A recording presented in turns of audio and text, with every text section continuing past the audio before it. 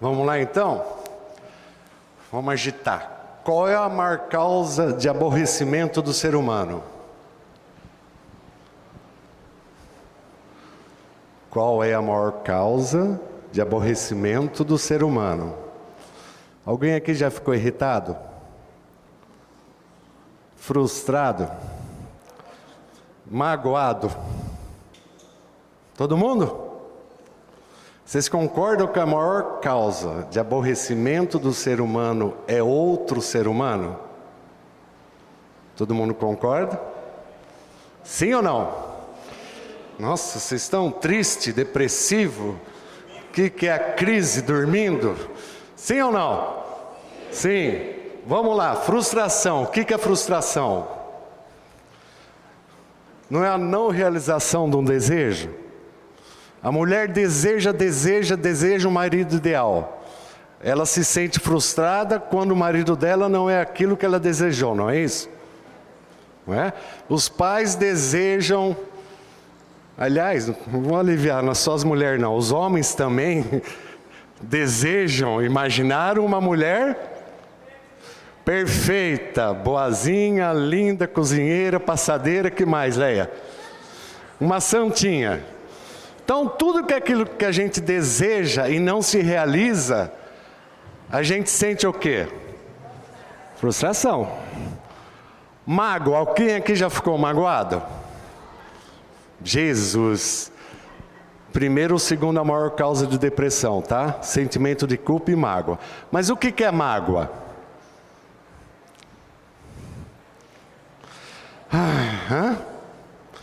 Não estado interior de desagrado? De pesar, proveniente do quê? De uma ofensa ou de uma desconsideração? Então, o outro ser humano é doido para nos ofender. Aí a gente fica o quê? Magoado. Ó, eu só vou adiantar, eu ia pôr uma trovinha, mas esqueci. Não, depois eu adianto. Alguém aqui já ficou irritado? Já? Não é os outros que nos irritam? Não é isso? Esses outros são quem?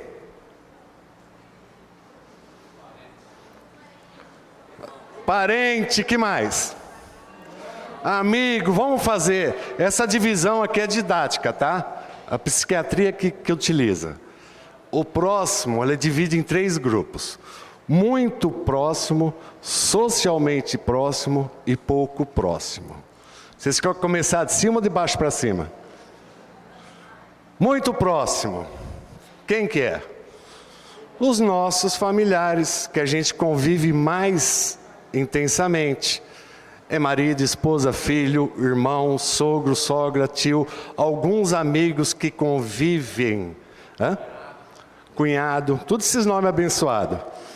Alguns amigos que convivem intimamente com nós, é chamado dos muito próximos, socialmente próximo. Aqui nós estamos na base socialmente próximo.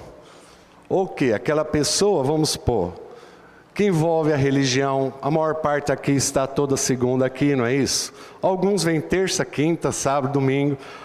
É o nosso serviço profissional. Esses é o que a gente chama socialmente próximo.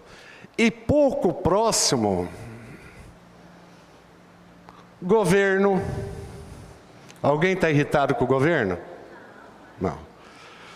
Os poderes judiciário, legislativo, pessoas que a gente nem conhece, mas interfere nos nossos aborrecimentos. Vocês concordam? Ó, primeira dica. A gente tem uma escala de afeto, tá?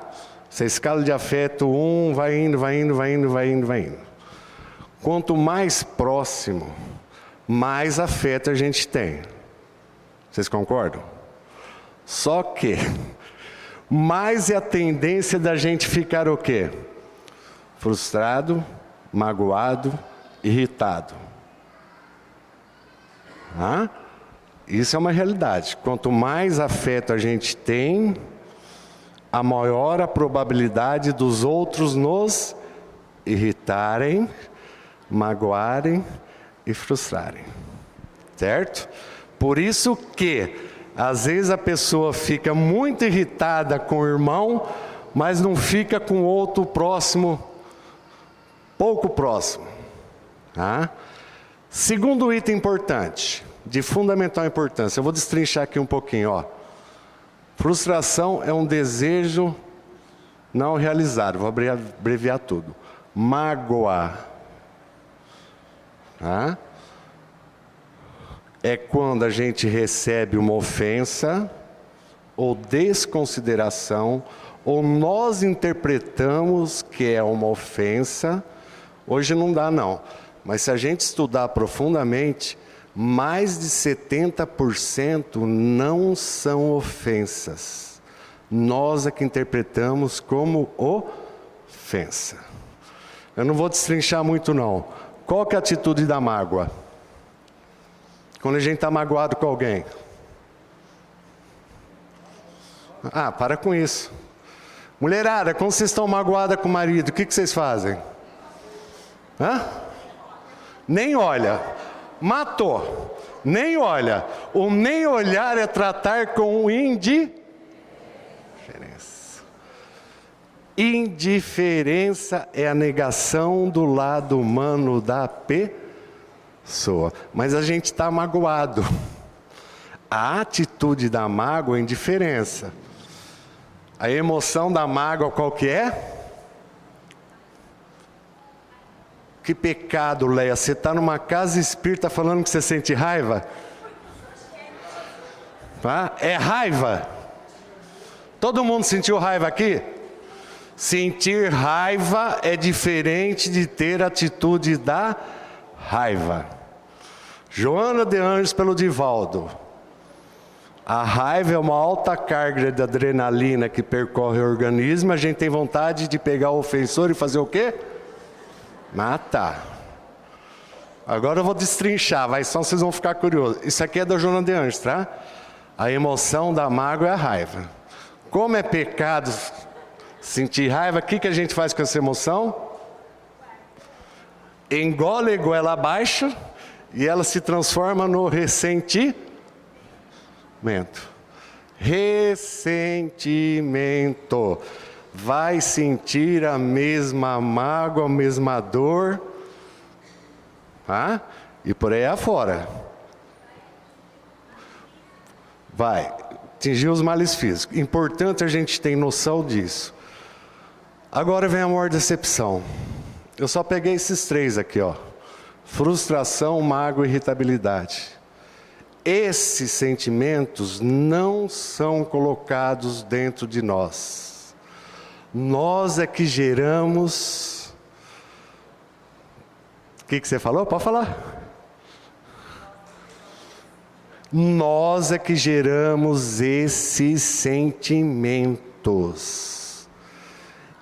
Eu que não sei lidar com o outro que fico magoado. Eu que não sei compreender o outro fico irritado. Eu que desejei uma vida fora da realidade espiritual, eu fico o quê? Frustrado. Teoricamente, nós nunca deveríamos esperar nada de ninguém. Teoricamente, mas é isso que a gente faz? Não. Não fazemos isso. A gente está na base do quê? Fala. Expectativa. Nossa, lá no fórum, eu estou em outro setor agora, mas eu trabalhei 25 anos no cartório distribuidor. É o cartório que entra todas as petições. Agora é tudo eletrônico, mas antes era tudo no papel. E a gente era obrigado a ler para separar as partes, papá. Separação eu achava chique. Incompatibilidade de gênios. Fatal. Era antes de casar, depois que casou, mudou. Não muda. É porque antes era o quê? Socialmente próximo. Ó, só uma dica no relacionamento. Eu, Lúcio, tinha uma família ancestral. Como a Denise, minha esposa ali, tinha a família dela ancestral. Os dois unidos geraram a família primordial hoje. Só que eu vim de uma estrutura. E ela veio de onde? De outra. Cada um com as suas manias, desejos, expectativas. E nós vamos ver daqui a pouco que a doutrina espírita fala. Tá? Porque, só vou dar uma dica. Ellen Van Beck indica esse livro. Não é espírita, tá? Uma psicóloga norte-americana. Ela escreveu o livro Vida Antes da Vida. Ela fez estudou mais de 100 casos de regressão. Regressão não tem nada a ver com a doutrina espírita, tá? Olha lá, hein? Emmanuel fala que se a gente tem a bênção do esquecimento, é para a gente não saber o que nós somos na vida passada. Mas ela fez. Ela fazia regressão, chegava no limiar e perguntava para a pessoa, se está nascendo na Terra para quê? 25% para se harmonizar com a família, 12% para aprender a lidar com a sensibilidade. E foi indo. Mas todos, na conclusão do livro, ela fala o seguinte, em síntese, cada um tinha um motivo para nascer de novo, mas todos tinham um desejo igual, aprender a conviver com o próximo, desenvolvendo o amor sem possessividade. Esse que é o grande X para nós. Aprender a conviver com o próximo do modo mais tranquilo para quem? Para nós. O dia que nós assumirmos que o próximo não consegue pôr um sentimento dentro de mim, eu começo a tomar conta da minha o quê? Emoção. Chega alguém alegre perto de nós, o que a gente fica? Alegre. Chega alguém estressado, o que a gente fica? Aí a gente fala o quê? O fulano me estressou. Erradíssimo. Eu que não tenho, ó a palavra brava, a competência ainda de conviver com o diferente. Essa é a realidade. O maior aprendizado nosso é aprender a conviver com os diferentes e com os opostos. Evangelho segundo o Espiritismo, capítulo 17, item 10. Sois chamado a entrar em contato com espíritos de natureza diferente e caracteres opostos. Não choqueis a nenhum daqueles que conviver. Mais ainda, que a gente tem que entender o que é o próximo. Quando a gente está aqui, ó, muito próximo, a gente utiliza os pronomes possessivos, quais são? Meu, minha, com sentimento de posse. Sabiam disso? Se ela é minha esposa, ela vai ter que fazer o que eu quero. Vai ter que pensar como eu penso. Vai ter que gostar do que eu gosto. Hã? Eu mando, porque é a posse que está atrás. Meu, minha. Quando a mulher fala meu marido, não é teu para começar. Hã? Não é teu. Meu filho. Minha filha. Meu primeiro filho, confirma aí, bem. O Lucas, falei, vamos pôr um nome, né? Lucas não conviveu com Jesus, conhecedor profundo. A gente gera o quê? Primeiro filho, né? Aquela expectativa. Ele é o que ele consegue ser. Sabe por quê? A gente tem que partir de um princípio antes de chegar na alteridade ali, que a doutrina espírita fala. Por que Deus, está no livro dos Espíritos, questão 804. Por que Deus não deu as mesmas aptidões para todos os homens? Já pensou que gostoso? 25 bilhões de pessoas no planeta Terra. Já pensou todo mundo espírita? Ia ser bom? Quantos centros ia ter? Tá bom. Uns 24 bilhões. Sabe? Por quê? Não era mais fácil? Sabe o que a doutrina espírita responde? Os espíritos responderam para Kardec: Deus criou todos os espíritos iguais, mas cada um tendo maior ou menor vivência, por conseguinte, tem maior ou menor experiência. A diferença está no livre-arbítrio. Aqueles que se esforçaram mais até hoje, têm qualidades que os outros não têm. Mas olha a continuação: é necessário essa diferença de espíritos, para que cada um possa ajudar o próximo. Vocês entenderam de onde vem a diferença? Segundo André Luiz, para o nosso nível aqui de evolução, mais de 15 mil encarnações. Olha que nós somos, cada um trilhando o quê? O seu caminho. Cada um adquirindo a sua experiência. Cada um dentro da sua capacidade de entender, fazer e ter atitude. Vocês entenderam? Disso que vem a diferença. Tem muita coisa que eu faço e o seu Wilson não faz. A Rosa não faz, a Leia. Tem coisas que a Rosa faz e eu não faço. A Leia também, o seu Wilson. É assim que funciona, é daí que tem essas diferenças. Cada um de nós está sendo aquilo que a gente consegue ser. O tempo que a gente gasta querendo mudar o outro para suprir a nossa necessidade. A maior parte aqui tem filhos, né? Tem. Na outra casa espírita, foi uns 15 anos que nós ficamos com adolescente, né, bem? Eu queria pegar os pais espíritas e dar uma surra. Uma das maiores frustrações deles, sabe qual que era? Porque lá a gente batia papo, tá? Vou dar um exemplo que me marcou muito. Papai médico, mamãe médica. A filhinha queria ser o quê? Professora. Mas ao que o papai e a mamãe queriam que ela fosse? Médica. Ao ponto da mamãe espírita falar assim: tudo bem, filha, você pode ser, a gente vai ficar triste, chateado, não vai realizar o nosso sonho de ter uma clínica em família. Não sei o que virou daquela menina, tadinha, ela chorava toda segunda-feira. Não sei, se ela fez o que o pai e a mãe desejavam, ela tem uma probabilidade muito grande de ser uma profissional o quê?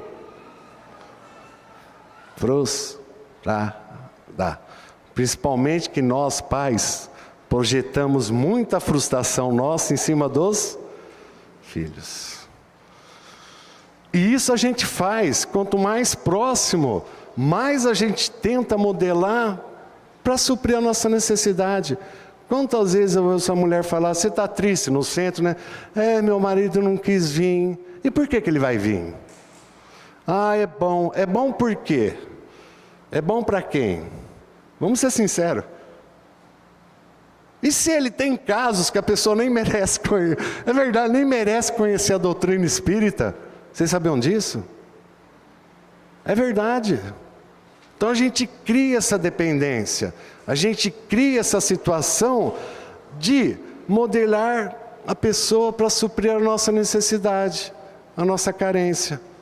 Isso é uma realidade. Pai espírita quer que o filho vá aonde?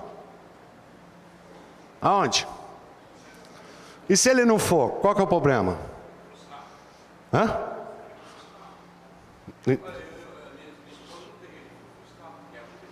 Então, mas você está gerando sentimento. É isso. Eu também fico. A minha mulher olhou assim, ó. Eu queria que meus filhos estivessem aqui.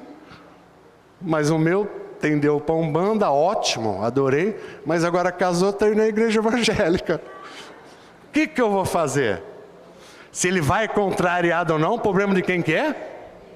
Dele. Ele que se vire. Eu sou sincero, enquanto foi uma idade, né, bem, que a gente pôde, ia chorando, bufando, sabe? Não estava nem aí.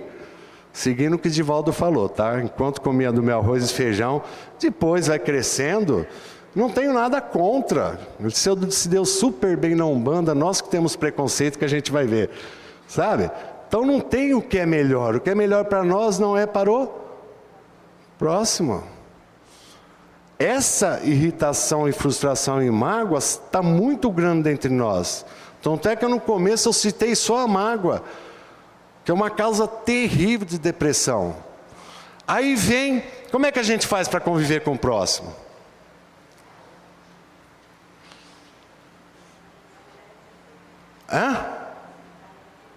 Aceitar? Teoricamente era, né?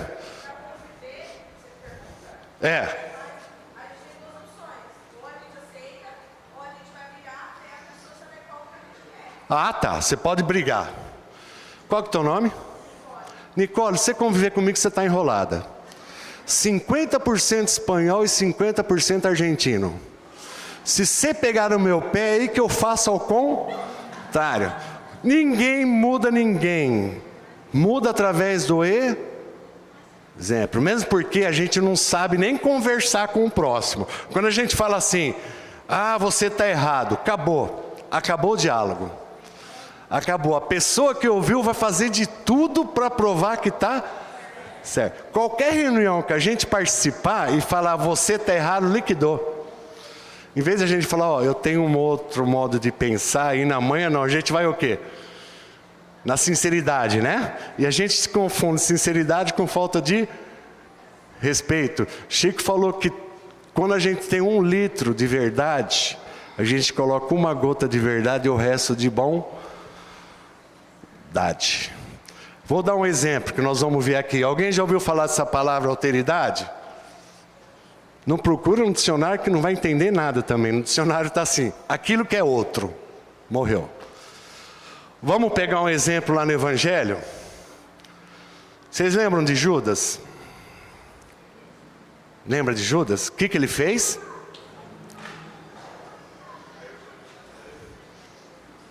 Será que ele traiu? Bicho, não vou poder entrar nesse assunto. Ou será que ele achou que Jesus na hora ia fazer o quê? Fazer uma guerra? Porque ele já tinha visto Jesus transformar água em vinho. Visto o homem andar sobre as águas. Mas não importa. Ele traiu Jesus. Jesus sabia que ele ia fazer isso? Sabia.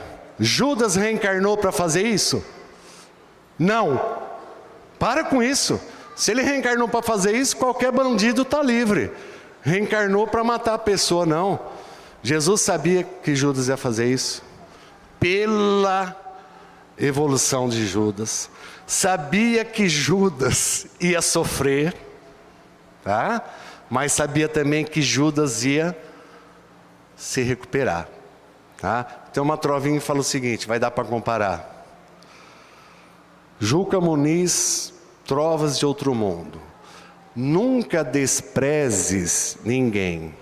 Os outros são como são. A pérola sai da ostra e o ouro nasce do chão. Como é que é formada a pérola? Alguém sabe? Um ser estranho atravessa a concha e a ostra vai liberando uma substância chamada nácar, em movimento centralizado, e essa substância que vai envolver aquele minúsculo ser que entrou, vai se envolvendo, ela transforma onde? Numa pérola. Uma das, entre aspas, pedras mais preciosas. Judas, na época de Jesus, era ostra, não era? Só que quando ele reencarnou como Joana d'Arc, ele foi o quê? A pérola. Olha só, nunca desprezes ninguém. Os outros são como são. A pérola sai da ostra e o ouro nasce do chão que a gente pisa e não dá valor nenhum. E esse metal foi feito pela natureza há mais de 15 bilhões de anos. Nessa passagem, Jesus veio nos fornecer esse conceito. Alteridade é a capacidade de conviver com os diferentes, com os opostos, com os distintos, porque diferenças não são defeitos. Diferenças são modos peculiares de ser. Só que, para chegar na alteridade, a gente tem 3 etapas: conhecer, compreender, aprender. Vamos dar um exemplo. Fácil. Não sei que canal, acho que era Record, não tinha troca de família? Vocês não assistem televisão? Quem assiste Big Brother aqui? Só eu? Aquilo lá é um aprendizado de comportamento humano que vocês não têm noção. Mas no troca de família, para ver como a gente é preconceituoso. Um dia eu estava vendo lá, apareceu uma turma de moto, cabeludo, tatuado para todo lugar. Na hora eu vi, nossa, que bando de maloqueiro. Pensei, né? Preconceito. Aí eles trocaram de família e no fim de semana aquele motoqueiro se reuniu com a turma dele, mais de 50 motoqueiros, tudo tatuado, cabeludo, fizeram uma campanha tipo Alta de Souza, mas não é esse nome, arrecadaram e foram num bairro carente distribuir esses alimentos. Quem queimou a língua? Eu.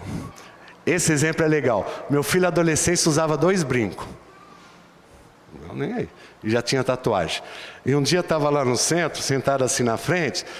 Sabe quando sento na frente, 2 mulheres atrás, mas a gente percebe de rabo de olho?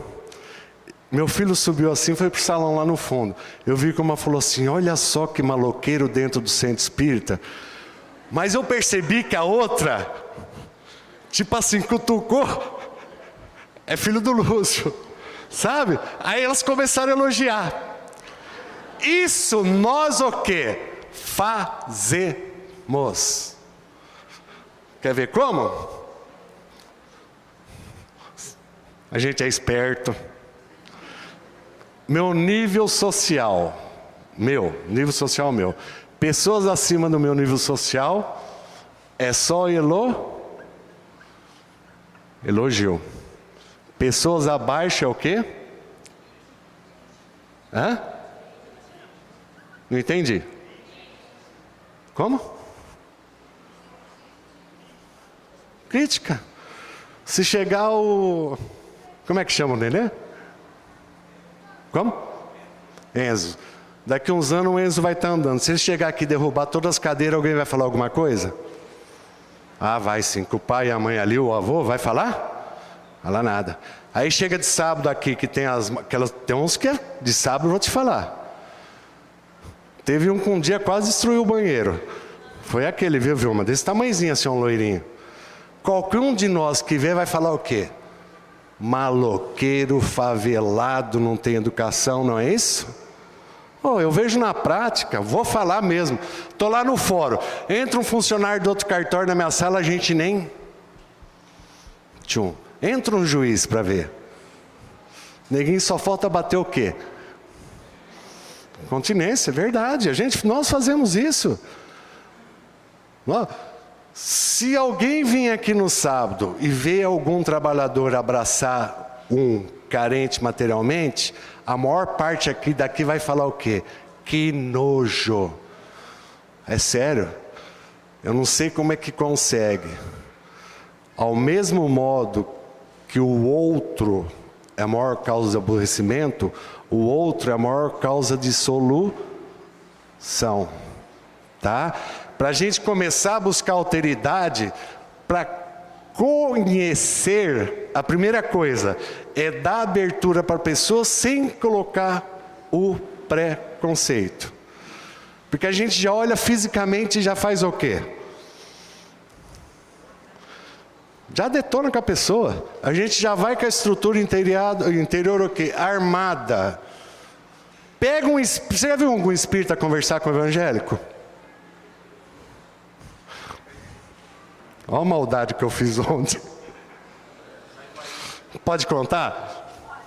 Pode. Você adora, né? Ver as coisas erradas que eu faço, né? Eu vi que parou um carro no vizinho assim, desceu o cara de terno. Evangélico. Aí eu soltei os 4 cachorros do corredor e deixei lá na frente. Falei, eles não vão tocar a campanha aqui nem com reza brava. Estou certo ou estou errado?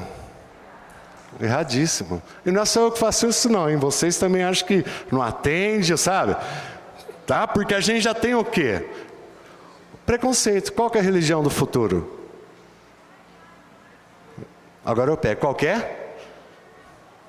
Católico, espírita, evangélico, ateu, qual que é? Vocês têm medo de falar, né? A maior parte estou vendo aqui, ó. Espírita, tudo escrito espírita. Quem estiver pensando assim precisa passar pelo Recomp, pelo tratamento fraterno. A religião do futuro é o amor. A nossa convivência não vai melhorar enquanto a gente estiver embustido de preconceito violento dentro de nós. Qualquer pessoa que a gente já olha o geralzão dela e faz o quê? Já gera aquele conceito. Isso já gera o quê? Um bloqueio violento. Gera. É a fase. Ninguém está falando que vai ter nada de graça. E quanto mais difícil a convivência, maior a oportunidade do nosso crescimento.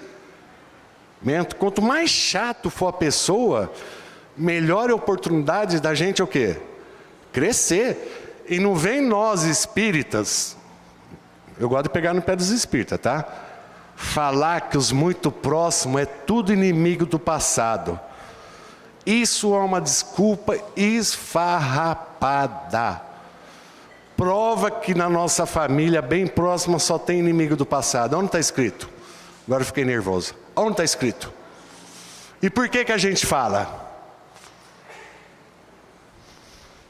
Se a convivência em si já é difícil, teria lógica a lei divina colocar 5 inimigos tudo junto?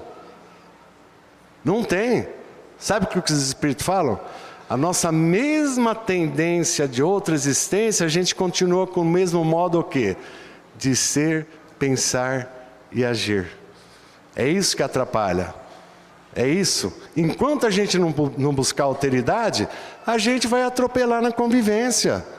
A gente vai atropelar, vai ficar irritado, vai ficar magoado, vai ficar frustrado. Todos nós somos frustrados, todos. Ou seja, com família, com emprego, com vida, a gente viaja, sabe? A gente viaja loucamente, constrói castelos na nossa mente, depois a hora que volta para a realidade, se arrebenta interiormente. E o culpado é os outros? O culpado é a lei divina? Para! Nessa bênção luminosa passaremos a encontrar cada homem em seu plano, cada coisa em seu lugar. Casimiro Cunha pelo Chico. Cada um de nós estamos exatamente onde nós deveríamos estar. A nossa programação de reencarnação visa uma família, um meio social, socialmente próximo, e um meio também de poucos próximos. Vocês acham que a gente merecia governo melhor? Agora eu vou pegar. Quem acha aqui? Não, a gente merece aquilo que a gente tem. Porque se a gente for, não vou estudar não vou falar, mas se a gente pegar a palavra corrupta, o que ela quer dizer? Dificilmente um pai não corrompe o filho. Filho, faz isso que eu te dou. Se isso aí não for corrupção, o que é corrupção? Nós estamos até hoje tentando corromper o plano espiritual. Sabiam disso? Querendo que o plano espiritual nos dê coisas que nós não merecemos. Conhecer, compreender. Compreender vai cair naquilo que nós estávamos falando. Quanto mais a gente olhar para o próximo, entender que ele é um ser individual, nós não temos nem noção do que nós somos na vida passada. A gente traz a nossa tendência só. A maior parte acha que foi rei, rainha, que mais? sultão, princesa, que mais? Hã? Fala. Ninguém fala que foi Paraguai, Uruguai, venezuelano. Ninguém fala isso, sabe? Cada um de nós tem a nossa individualidade eterna. Nós temos que respeitar o outro no modo de ser.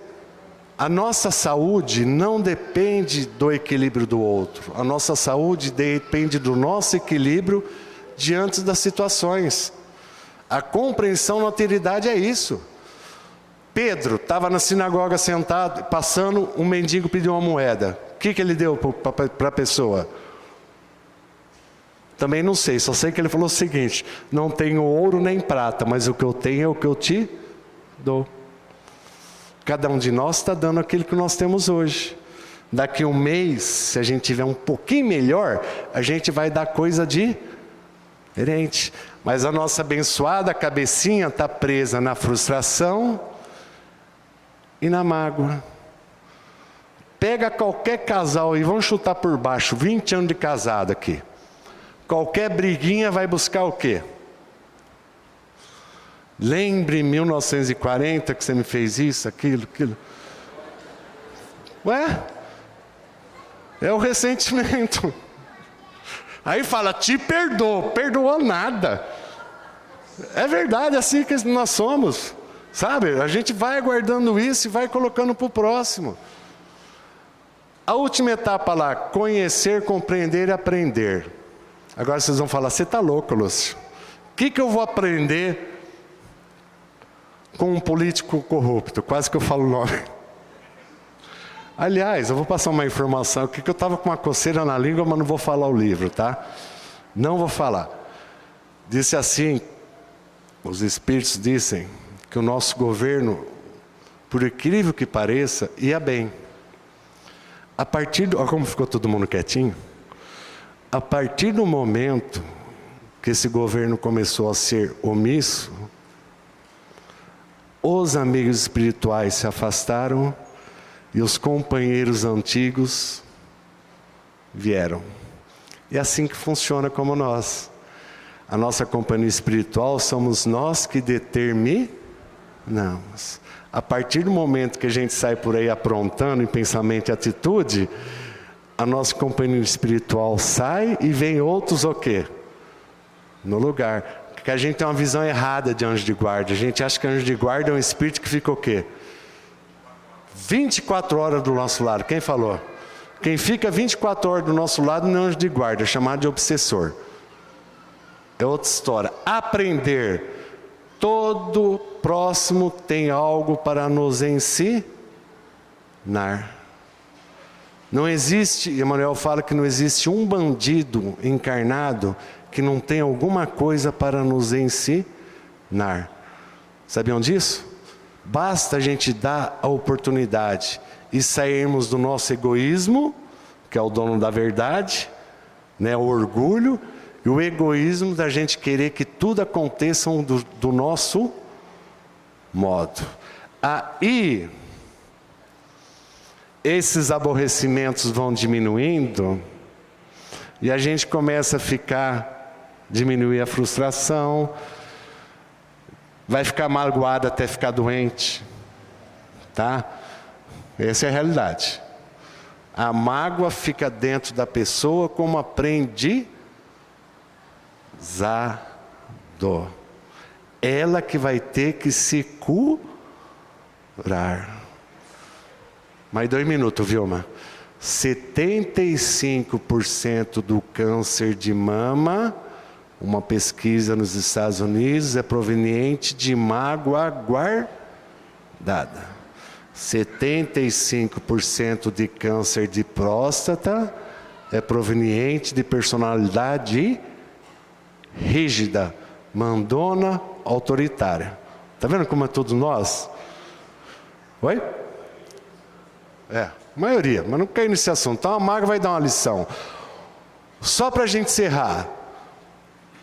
A síntese do começo do estudo que eu falei, da psicóloga Ellen Van Beck, antes de reencarnar, em todos os casos, Eles tinham um objetivo comum: aprender a conviver com o próximo, buscando o afeto e o amor sem exigência. O maior objetivo da nossa encarnação é viver com os diferentes, e quanto mais oposto, melhor é para o nosso aprendizado. Vai ter um preço de irritação, vai ter o preço da mágoa, vai ter o preço da frustração, mas de tanto chorar a gente aprende. Esse é o grande objetivo. E agora, para encerrar, todo mundo de pé, vamos fazer um descarrego coletivo aqui. Proibido o casal de falar eu te amo, eu te adoro. Esquece as palavras, demonstra. Vira para a pessoa do lado com respeito, mas com carinho. Homem não bate nas costas não, que não tem ninguém engasgado, tá?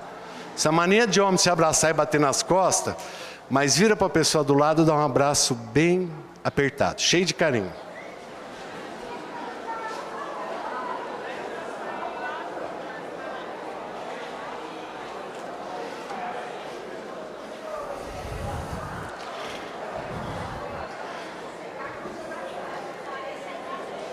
Dá um abraço.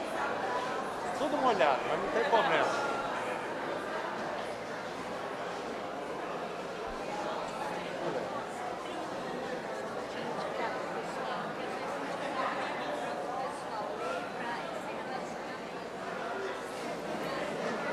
De cabeça. Segunda que vem eu falo. Gente, ó a bagunça, pelo amor de Deus, senão a Vilma me expulsa aqui do centro. Ô Dirce, que número que é? 100.